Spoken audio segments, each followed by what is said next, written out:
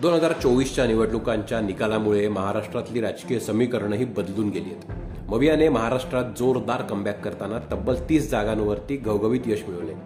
निवडणुकांच्या आधी वंचित विकास आघाडीचा मोठा बोलबाला महाराष्ट्रात होता। जागा वाटपाच्या मुद्द्यावरनं दोन्ही गटांमध्ये बोलणी फिसकटली आणि वंचित मवियातनं बाहेर पडली। वंचितने 2024ला तब्बल 38 जागा महाराष्ट्रात लढवल्या असल्या तरी लोकसभेच्या 7 मतदारसंघांमध्ये वंचितने महाविकास आघाडीला पाठिंबा दिलाय। वंचितने पाठिंबा दिलेल्या या 7 मतदारसंघांमध्ये नेमकं काय घडलं आणि वंचितने जो पाठिंबा दिला त्या राजकीय खेळीचा मवियाला फायदा झाला का बघूया। 2024ला ज्या 7 मतदारसंघांमध्ये वंचितने मवियाला पाठिंबा दिलाय त्या 7 मतदारसंघांपैकी सोलापूर, कोल्हापूर आणि सांगली मतदारसंघात आंबेडकरांनी उमेदवार न उभा केल्यामुळे मवियाचा उमेदवार हा बिनघोर निवडून आला। 2019ला या 3 मतदारसंघांमध्ये काँग्रेसचा पराभव झाला होता। 2024ला हा मतविभाजनाचा धोका टळला आणि मवियाला फायदा झाला।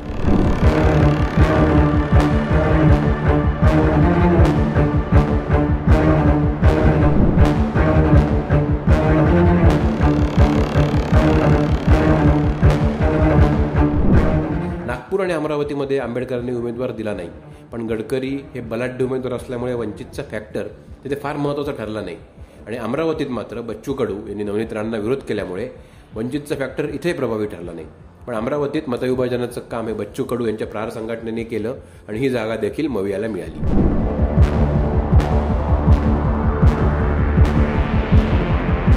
भिवंडी लोकसभा मतदारसंघामध्ये वंचितने मवियाला पाठिंबा दिला, पण ऐन वेळेला रिंगणात उतरलेल्या निलेश सांबरे यांना वंचितने पाठिंबा करून नवीन राजकीय खेळी केली। वंचितची ही खेळी कमालाची यशस्वी पण ठरली, कारण निलेश सांबरे यांनी 2.5 लाख मतं घेतली, मोठ्या प्रमाणात मतविभाजन झालं आणि भाजपचे कपिल पाटील हे पराभूत झाले।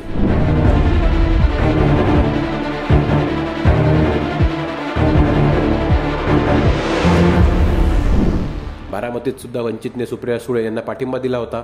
2019ला वंचितने बारामतीत 50,000हून जास्त मतं घेतली होती।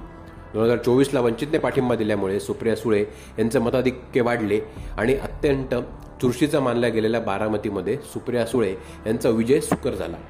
थोडक्यात वंचितने पाठिंबा दिलेल्या 7 पैकी 6 जागांवर मवियाचा विजय झाला। भविष्यात मविया वंचितला याची परतफेड करणार का हे बघणं औत्सुक्याचं ठरणार आहे। मविया वंचितच्या राजकारणाबद्दल तुम्हाला काय वाटतं हे आम्हाला कमेंट बॉक्समध्ये नक्की कळवा आणि लोकमतचं यूट्यूब चॅनल जर सबस्क्राईब केलं नसेल तर ते आवर्जून सबस्क्राईब करा।